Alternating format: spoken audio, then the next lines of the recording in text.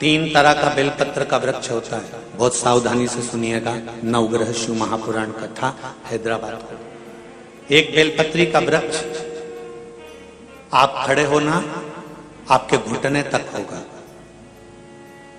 एक बेलपत्री का वृक्ष आपके कंधे तक होगा।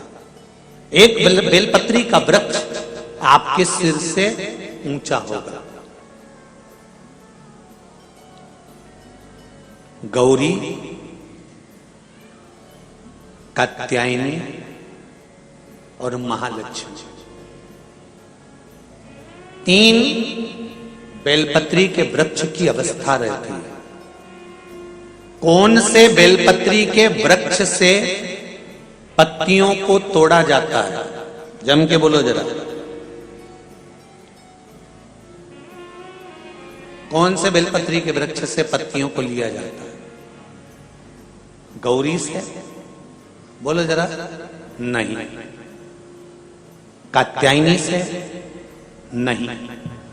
बेलपत्री की पत्तियों को लिया जाता है महालक्ष्मी से। किससे लिया जाता है? महालक्ष्मी से, जो तुम्हारे सिर से ऊपर हो, जिसकी छाया तुम पर पड़ रही हो। ऐसा वृक्ष बड़ा वृक्ष होना चाहिए, जिससे पत्ती को लेकर जब हम शंकर भगवान को समर्पित करते हैं तो लक्ष्मी को जब हम लेकर आते हैं और भगवान शंकर को जब देते हैं और उस पत्ती को हम वापिस जब उठाते हैं तो भगवान महालक्ष्मी को अपने घर में प्रदान कर देता है। ऐसी वृक्ष से पत्तियों को लेना चाहिए। पर आज के जमाने में लोग इतने समझदार हो गए, बड़े वृक्ष से कौन पत्ती तोड़ने जाए, छोटे छोटे वृक्ष लगे, उन छोटे से वृक्ष में से पत्ती तोड़ ली, छोटी सी पत्ती तोड़ ली। अरे शास्त्र कहता है, यहां तक वर्णन करता है शास्त्र, अगर आपके घर में तुलसी का पौधा छोटा है तो वो कुमार अवस्था का होगा। वो तुलसी का पौधा जब घेर घमोर हो जाता है तब अखंड सौभाग्य को देने वाला हो जाता है। उसमें से पत्तियों को उतारा जा सकता है, उसमें से आप कोपल को उतार सकते हो, उसमें से पत्ती को आप उतार सकते हो। उसी तरह बेलपत्री के वृक्ष में भी जो वृक्ष लक्ष्मी महालक्ष्मी का तुल्य हो, उसमें से आप बेलपत्र को उतार सकते हो। छोटे छोटे वृक्ष की पत्ती को तोड़ना ये उसमें का है जैसे छोटी अवस्था की कन्या के साथ में अपशब्द कहना, ताने देना या उसको आड़ा टेढ़ा कह देना। नवरात्र में कन्याओं का भोजन कराती हो कि सौभाग्यवती माताओं का भोजन कराती हो? जल्दी बोलो। कन्याओं का। तो सौभाग्यवती को कराने में क्या दिक्कत है? नवरात्रि में सौभाग्यवती को भोजन कराने में क्या दिक्कत है? पर दुनिया के लोग कहते हैं कि नवरात्रि में कुंवारी कन्याओं का भोजन कराना चाहिए। और जब सौभाग्यवती माताओं का भोजन होता है, सुहागन करते हो, जब तुम्हारे घर में जब सुवासनी करते हो, सौभाग्यवती माताओं का भोजन करते हो, तब कुंवारी कन्या का भोजन कराते हो क्या? नहीं, उस समय सुहागन माताओं का भोजन होना जरूरी है। ये एक अवस्था होती है कि कब कुंवारी कन्या को भोजन कराना है, कब सौभाग्यवती को भोजन कराना है, कब बटुकों को भोजन कराना है, कब ब्राह्मणों को भोजन कराना है, कब ब्राह्मण के बच्चे को भोजन कराना है, कभी साधु संत सन्यासी तपस्वी साधक उपासक को भोजन कराना है। एक समय की अवस्था होती है। जैसे जिसकी पत्रिका में मंगल होता है, जिसकी राशि के अंतर्गत मंगल होता है और उसका विवाह नहीं हो रहा, या मंगल होने के कारण बस उसको तकलीफ आ रही है, या विवाह हो भी गया तो संबंध टूटने जैसा हो गया, कहीं कहीं अदालत में कार्रवाई चलने लगी, कहीं कहीं विवाद जैसी स्पर्धा उत्पन्न हो गई, कहीं कहीं विवाद सामने आ गया, तो उसको कुछ नहीं करना चाहिए। अगर बाजार जाए, अगर मूंगा किसी की अंगूठी में लगा हुआ हो, या मूंगा कहीं उसके घर में पड़ा हो, या मूंगे की माला पड़ी हुई हो, उस मूंगे का पानी, मूंगे को पानी में डाल दो और उसका पानी शंकर भगवान को मात्र 31 दिन तक लगातार चलाना प्रारंभ कर दे, अदालत में केस बंद हो जाएगा और पति पत्नी वापस एक जैसे हो जाएंगे, वापस जुड़ जाएंगे। और अगर विवाह नहीं हो रहा है तो मंगल राशि वाले का अगर विवाह भी नहीं हो रहा तो मंगल विवाह आनंद के साथ पूर्ण होगा। ज्यादा भटकना, बस 31 दिन तक मूंगे का पानी, जो मूंगा आप लोग अंगूठी में पहनते हो, हाथ में पहनते हो, माला पहनते हो, उसी मूंगे को पानी में डालकर उसका जल शंकर को चढ़ाना प्रारंभ कर दो।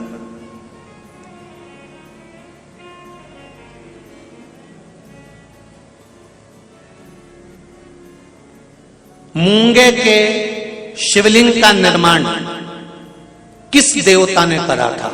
लिंग पुराण में आता है, शिव महापुराण में भी है। अगर आपके घर में गीता प्रेस गोरखपुर की शिव महापुराण की कथा हो तो उसमें भी पढ़िएगा कि किस किस देवता ने कौन कौन सा शिवलिंग का निर्माण किया है। मूंगे के शिवलिंग का निर्माण सर्पों ने करा था।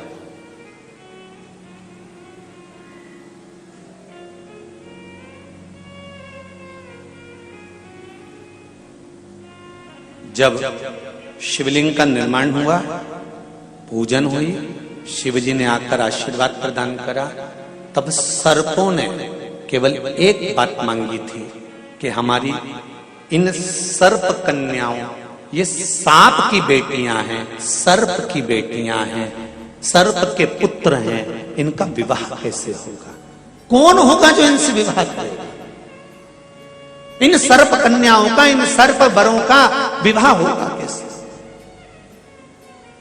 शंकर भगवान ने कहा तुम चिंता मत करो, तुमने मूंगे का शिवलिंग का निर्माण कर कर मेरी पूजन करी है। जब जब एक लोटा जल समर्पित होगा और जो हृदय से मुझे चढ़ाएगा, उस कन्या के विवाह का, उस वर के विवाह का भार मेरे माथे पर आ जाएगा और मंगल विवाह मैं करूंगा। ये शिव वचन है।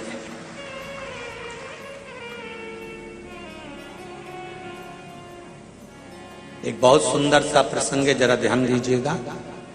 कई लोग कहते हैं हमारा गुस्सा कंट्रोल में नहीं आता, हम बहुत गुस्सा आता है गुरुजी। कोई कहता है मेरी बहू को गुस्सा आता है, कोई कहती है मुझे गुस्सा आता है, कोई कहता है मेरे बेटे को आता है, कोई कहता है मेरे बच्चे को आता है। गुस्सा कंट्रोल नहीं होता, अपशब्द निकल जाता है, ताने निकल जाते हैं, आड़े टेढ़ा निकल जाता है, आप शब्दों पर अपशब्द निकल जाते हैं, बाद में पछतावा भी होता है, बाद में दुख भी होता है, बाद में मन में सोचने में आता है कि ये क्यों हो गया। तो कुछ दिन मूंगे का पानी, अगर मूंगा नहीं हो तो केवल जल का पात्र, उसमें केवल एक हरी मूंग डालकर शिव जी को वो जल चढ़ाना प्रारंभ कर दो। 15 दिन 20 दिन प्रतिदिन शंकर को जल चढ़ाना प्रारंभ तो करो। क्रोध कितना भी तेज आ रहा होगा, संयम में आना प्रारंभ हो जाएगा और मुख से अपशब्द निकलना बंद हो जाएगा। संयमित वाणी के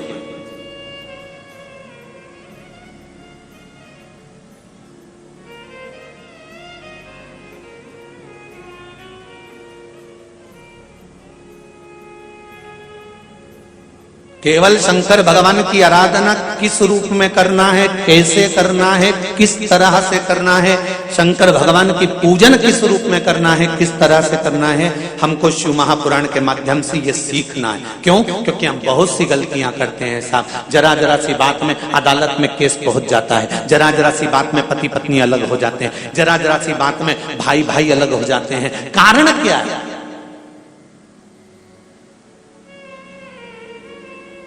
उसका कारण क्या है? जेठानी को मालूम है मेरा पति कमा रहा है, देवरानी को मालूम है मेरा पति कमा रहा है, जेठानी को देवरानी को दोनों को मालूम है कि सास और ससुर की जो जायदाद होगी वो आधी आधी मिलेगी। फिर लड़ाई किस बात की है? फिर विवाद किस बात का है? फिर भाइयों में तकलीफ किस बात की है? फिर ननंद को मालूम है कि मेरे को भी एक दिन जाना है और भाभी को भी यहाँ पर रहना है, तो फिर ननंद और भाभी में विवाद किस बात का है? हमें बस ये समझना है कि लड़की अच्छी देखी, परिवार अच्छा देखा, कुटुंब अच्छा देखा, लड़का अच्छा देखा, परिवार अच्छा देखा, फिर विवाद किस चीज के लिए होता है? वो विवाद किसी दूसरी चीज का नहीं होता। विवाद केवल हमारे ग्रहों का, हम जो सोचते हैं, बहुत अभिलाषा लेकर आते हैं, वो पूर्ण नहीं होती तो तकलीफ आती है। उसको पूर्ण करने के लिए परिवार वालों पर जोर नहीं दिया जा सकता, उसको पूर्ण करने के लिए मेरे देवाधिदेव महादेव से कहा जा सकता है कि तेरे भरोसे पर ये कार्य किया है, तेरे बल पर करा।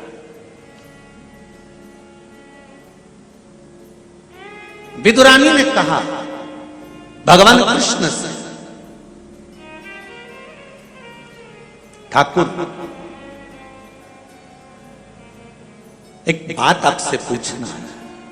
भगवान कृष्ण ने पूछा, पारसम्भी काकी विदुरानी जी पूछिए, क्या पूछना है? विदुरानी कहती है मुझे केवल इतना सा पूछना है कि भगवान अपने भक्त से उसकी प्रिय चीज, उसकी प्रिय वस्तु क्यों छीन लेता है?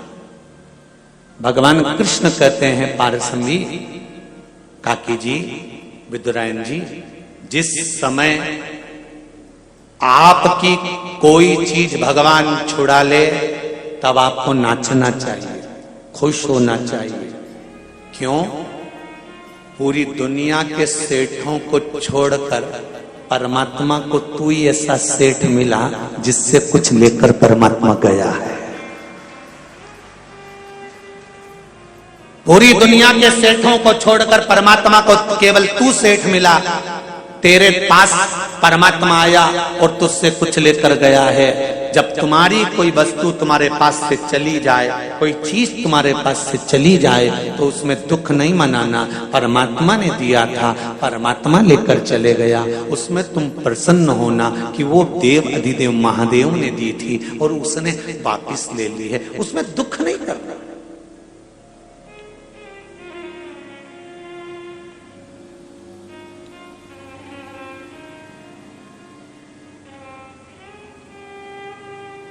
जब कोई मरता है ना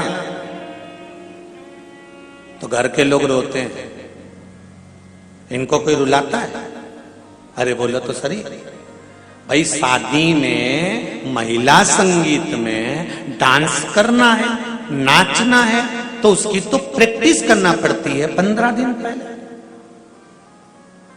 पर कोई मरे तो इतने सारे लोग आएंगे तो बैठ के रोना पड़ेगा, तो इसकी प्रैक्टिस कोई कराता है? अरे बोलो जम के कोई कराएगा? नहीं, इसकी प्रैक्टिस नहीं कराई जाती और रोने की प्रैक्टिस नहीं कराई जाती।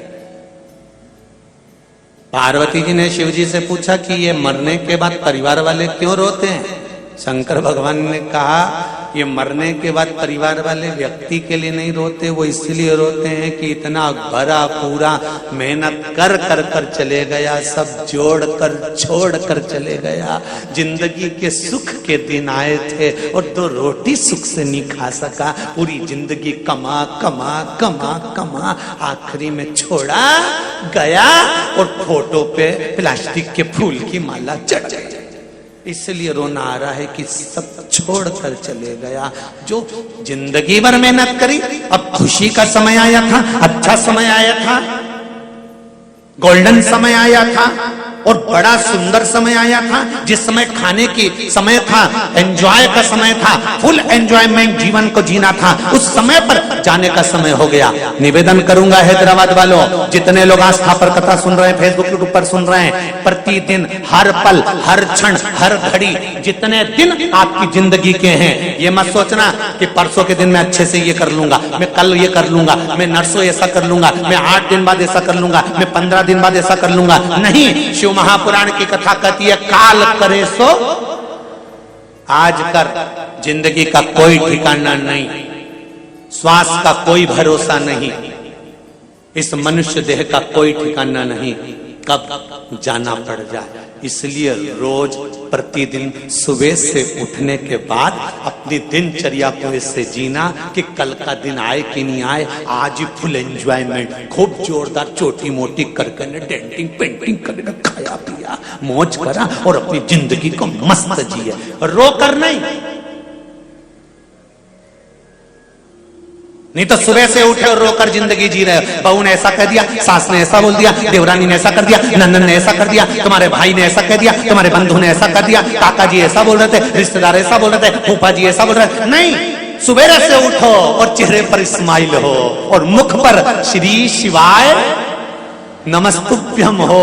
घर के लोग भी कहें बहू आज बड़ी प्रसन्न दिख रही है, तो कह देना शिव महापुराण की कथा में जीने का तरीका सीख लिया है, कब मर जाऊं ठिकाना नहीं, इसलिए रोज एंजॉयफुल जीना चाहती हूं, अपनी जिंदगी को फुल एंजॉयमेंट के साथ जीना चाहती हूँ, कब मर जाऊं इसका क्या ठिकाना। इसलिए जोरदार जोरदार हम ये भी नहीं कहें कि बहुत सोना चांदी पहनो, तुम तो तुम्हारे पास जो अच्छी अच्छी साड़ी रखी हो उनके पटली लगा लगा के अच्छी जोरदार पहनो, क्योंकि सब धरी की धरी रह जाएगी, बाद में दूसरे पहनेंगे, तुम ऊपर क्या पहनोगे? फिर ऊपर जाके क्या याद करोगी? यमराज से कहोगी ये यमराज